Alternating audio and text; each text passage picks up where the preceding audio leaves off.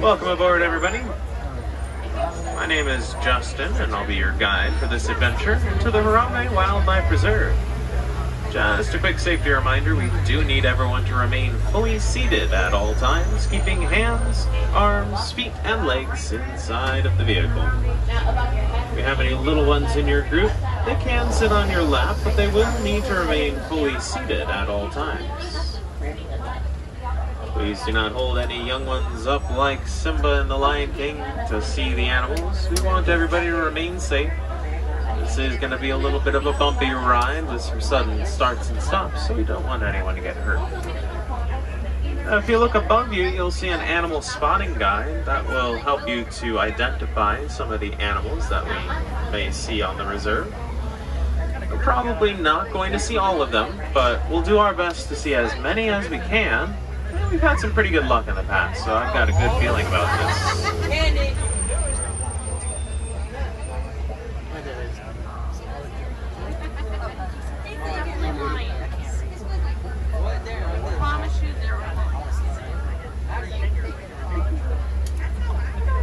Now, we are going to be entering these animals' homes, so we do want to be respectful of them.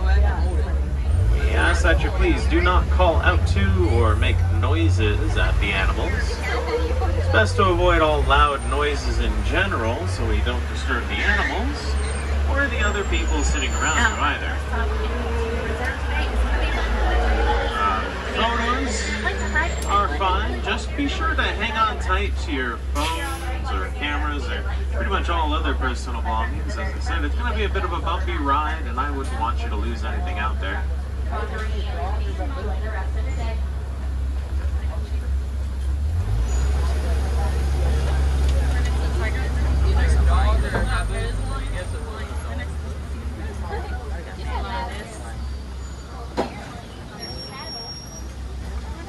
I'll wait here for just a moment to give that truck ahead of us a little bit of space, and we'll make our way in.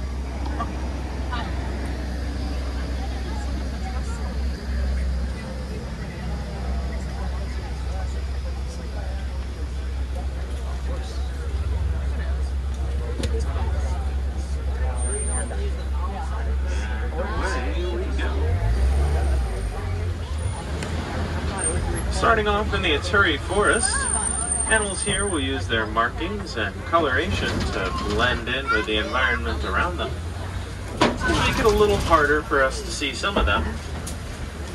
Make sure we keep our eyes peeled, and if I see any, I'll call them out to you. Across the way over to our right, that is an okapi. With those stripes on its legs, it may make you think it's a relative of the zebra. However, it's more closely related to giraffe. Like a giraffe, it has a very long, prehensile tongue, which it uses to grab onto its food.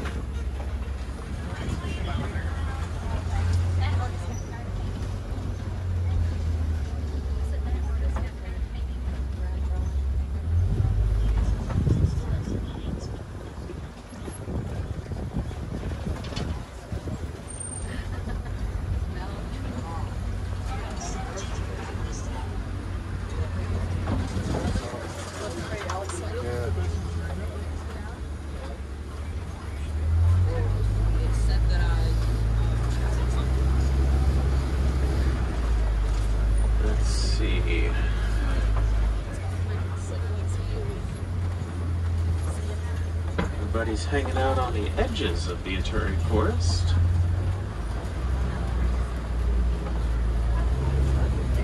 See some animals up here on the edge. This one closer to the truck is a kudu. There's a couple kudu over there. Also in the distance, I do see some more orangish brown. Those are bongo. These kudu are female, since they don't have horns. That's one way to identify them. Male kudu will grow a nice long spiral horn that can reach lengths of 5 to 6 feet.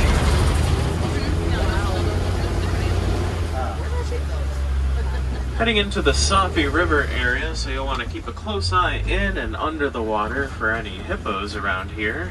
They like to hang out just off to the right as we come around this corner, so we'll have a just a second to catch a glimpse of them.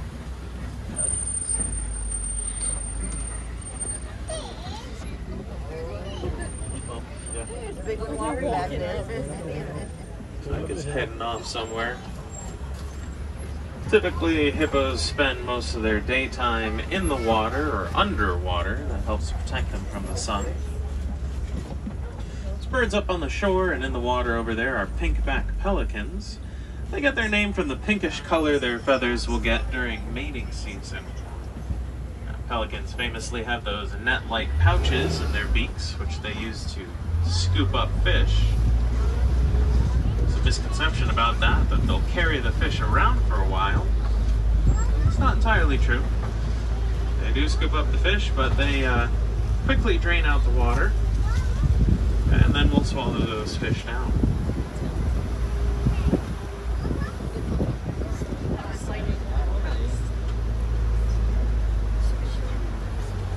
Said hippos spend most of their time underwater. They can hold their breath for about 8 minutes at a time. Since they can hold their breath so long while they are able to swim, they find it easier to just walk along the bottom of riverbeds. Over to our left, those are Nile crocodile. They have an incredibly strong bite, which is strong enough to chomp down through the bone of its prey. Typically eat birds or fish, though they have been known to eat pretty much whatever they can get their jaws on. That's not to say that they're just going around eating up everything in sight. The Nile crocodile will typically only eat about once a week. If food is scarce, they can go months at a time without eating. Those Nile crocodile will typically grow 15 to sometimes 20 feet in length, makes them as long as a giraffe is tall. And speaking of giraffe, we're headed out onto the savannah. That is home to a whole variety of species, including giraffe, zebra. Might even see some lions out here if we're lucky.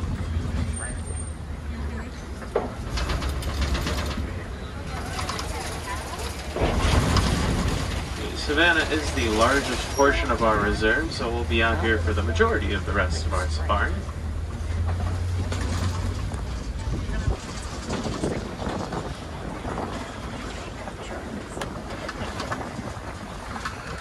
I do see some giraffe in the distance, but we're going to swing on around closer to them before I talk about them. Right up next to the truck, though, are some zebra. There's a few different species of zebra. The ones here have white undersides. That's one way to identify them as Hartman's mountain zebra. They're also going to have more narrow hooves, which will allow them to navigate rocky terrain easier. And their hearts actually weigh 3 times as much as that of the plains zebra, which helps to accommodate some extra red blood cells for high altitude environments. Now the animals over there with the giant horns are Ankole cattle. The Ankole cattle's horns have kind of like a honeycomb structure on the inside. That will also have veins going through there. They use that to help regulate their body temperature, especially during hotter months of the year.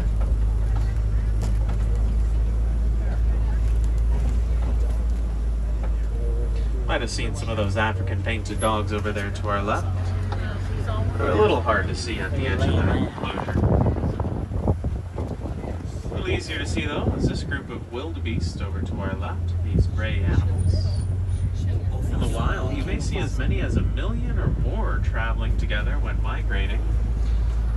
They'll go distances of over 1,000 miles in search of water during drought periods.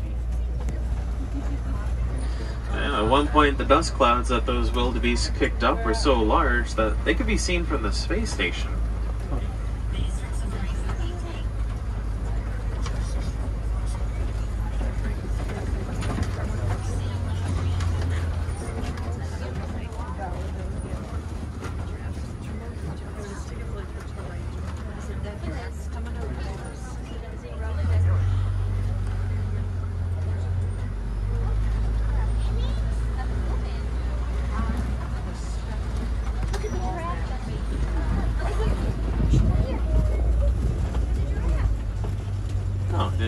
That's that giraffe on her right.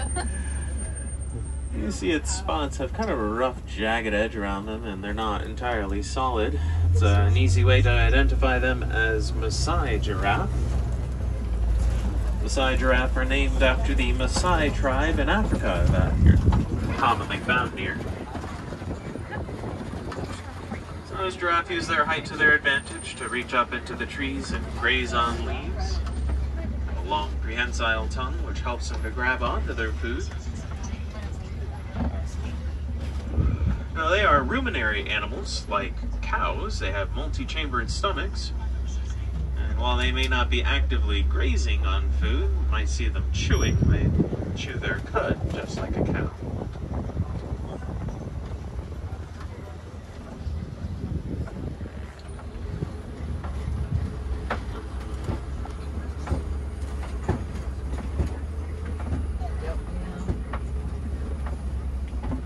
Term for a group of giraffe is a tower. It's a pretty appropriate name since adult giraffes typically stand around 18 to 20 feet tall when fully grown. Even a newborn giraffe is taller than the average human. They are able to stand shortly after being born and will stand around 6 feet tall. Especially in the wild, giraffes will spend most of their time standing up, and that includes when they're sleeping. A giraffe will stand up or stay standing up so it doesn't become vulnerable to predators. Now, they don't sleep that much. A 24-hour day, they're only going to sleep about 30 minutes. And that's not even consecutive. They sleep in 1 to 2 minute increments throughout the day.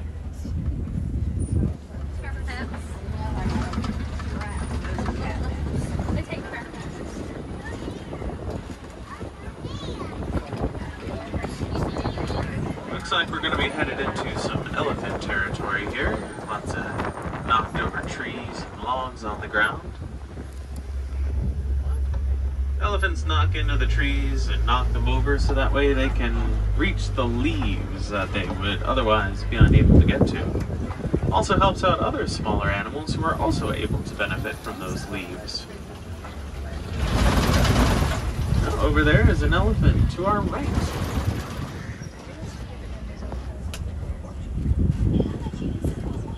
Over and amongst the trees to our left, you might be able to see some mandrill monkeys. Mandrills are the largest species of monkey. The male mandrill will weigh around 100 pounds. But females only weigh around 30 to 40 pounds. They have a very distinct blue and red colored face. You might recognize them as an inspiration for the animal Rafiki. Though he's much bigger than the average mandrill.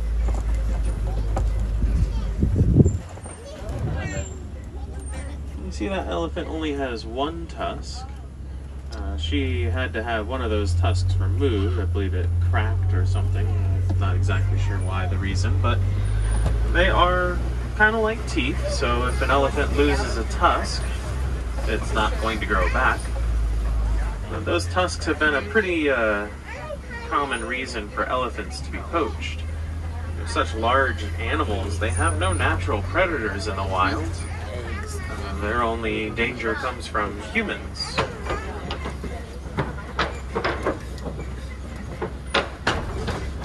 There's also been some conflict between humans and elephants due to their large appetite. They'll eat around 200 to 300 pounds of food in a day, so a herd of elephants migrating to a farmer's farmland could eat up a lot of food and just trample the rest. Well, those farmers in Africa were actually helped by some research that Disney conservationists were doing into how elephants communicate with one another. They learned that elephants have a special call to warn each other of bees in the area. They are not a fan of bee stings and tend to avoid any areas where bees are found. Using this information, farmers in Africa developed beehive fences. Putting beehives at the perimeter of their farm is a natural deterrent for elephants. and it gives them the added benefit of pollination and the honey that the bees produce.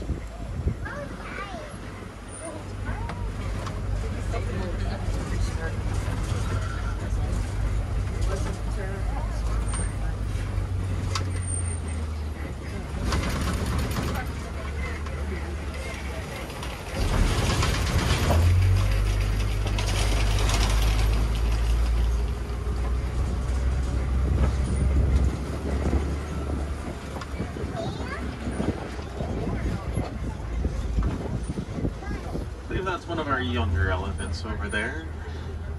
Can't remember her exact age, but she's in the teenage years.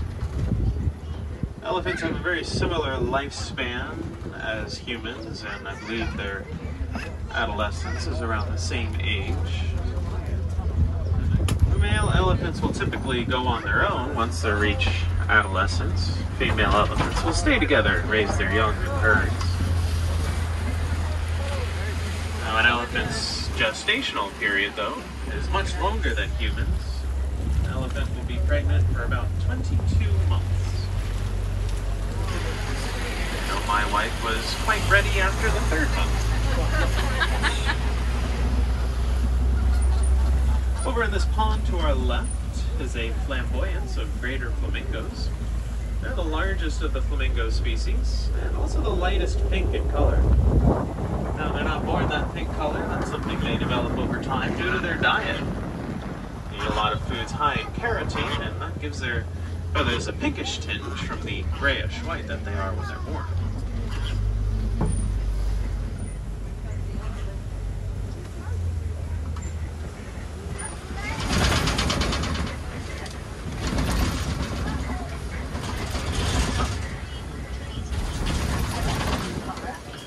Coming up into some mud wallows here. This would be a great place for rhinos to hang out. They have a very sensitive skin, so they'll wallow around in the mud to build up a nice natural layer of sunblock. Those rhinos are endangered species. But here on our reserve, we've had a rather successful breeding program for white rhinos. Over the years, we've had 13 white rhinos born on our reserve, some in the past couple years. Hopefully we'll get to see some of the kids running about here. Last time I was through this area, they were kind of hiding in amongst the trees right up there, though. I think I don't see them now. Wonder where they've gone. Hopefully somewhere where we can see them better.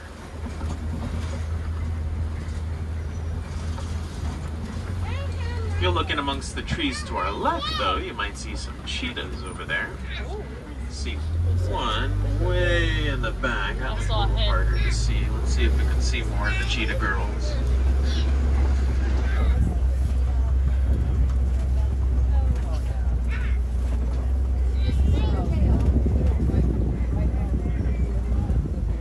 Well, there's a couple. See that large branch laying on the ground? There's 2 of them lying down, and there's one walking right over there by us.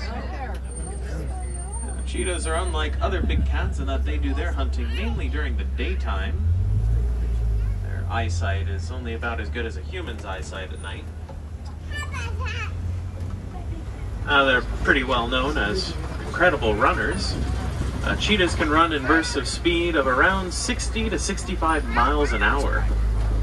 That's thanks in part to a unique feature that they have of non-retractable claws.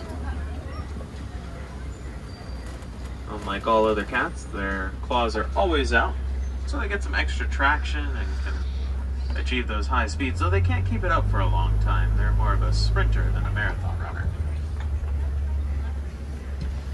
See some of our crash of rhinos straight ahead of us.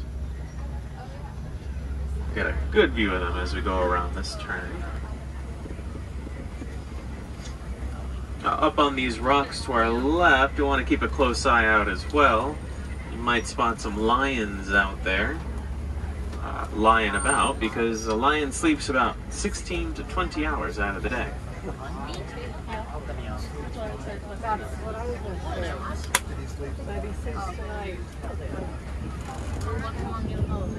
That family of rhinos looks pretty relaxed. The one all the way to the left is, I believe, a year or 2 old.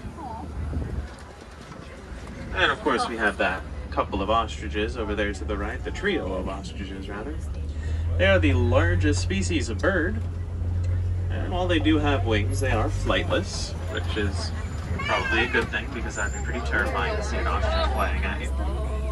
Oh, up there on the rock, you see the lion is woken up for a little bit, probably trying to find another comfortable spot to sleep. A group of lions typically consists of one male lion and multiple female lions. Locked down on the ground, man. What a hard life he lives. And when it's time to do the hunting, it's the female lion's job to go off and hunt, while the male lion sticks back with the kids to protect them from any other predators that could be in the area. Over to our left, kind of in the edge of this open area, I see a couple of warthogs laying down on the ground. They blend in pretty well. See their tusks. It's those four very sharp tusks which they use to defend themselves. They'll back themselves up into their burrows and keep those tusks exposed. That'll help to ward off predators. There's that group of ostriches again. Those ostriches also lay the largest eggs of any birds. They like to lay their eggs somewhere around here. Keep an eye out for them. They're incredibly durable and could withstand the weight of an adult human standing on top of them. Oh, there they are, over there to the right. In the wild, you may see as many as 40 eggs in one cluster. The dominant female lays her eggs first, then the rest of the group will lay their eggs around hers. Then the dominant male and female ostriches take turns incubating those eggs.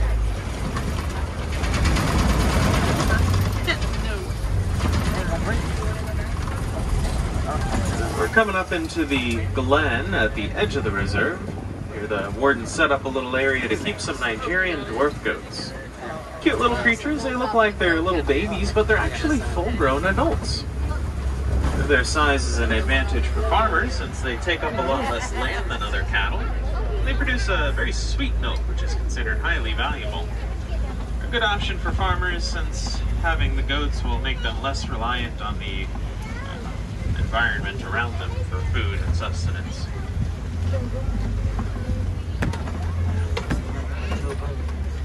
This little one right here with the black speckles is my wife's favorite. One of the tiniest of our Nigerian dwarf goats. Now, if you head over to Rafiki's Planet Watch, they actually have a little petting zoo with some Nigerian dwarf goats and other cute domesticated animals. Over at the Planet Watch, they also have our Animation Academy, where you can learn to draw some animated animals. That's also where our veterinary clinic is located. That has a large observation area so you can watch as they perform checkups and procedures on our animals. Fortunately, this does about bring our safari to a close. Hope you enjoyed seeing the animals out on our reserve, and your animal sightseeing adventures don't have to end here. As you exit the safari, you'll be at the entrance to the Gorilla Falls Exploration Trail.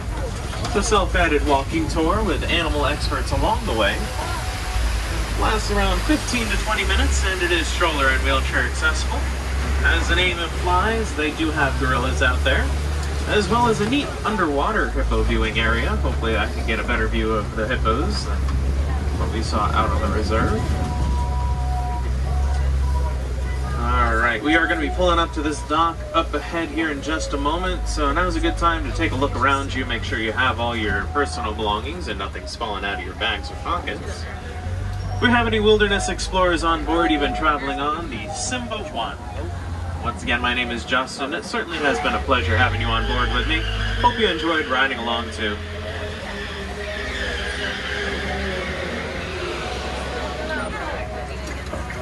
On the right, watch your hands, arms, feet, and legs. Those doors are opening. Watch your step as you exit. As they say here in Harambe, Kwaherini.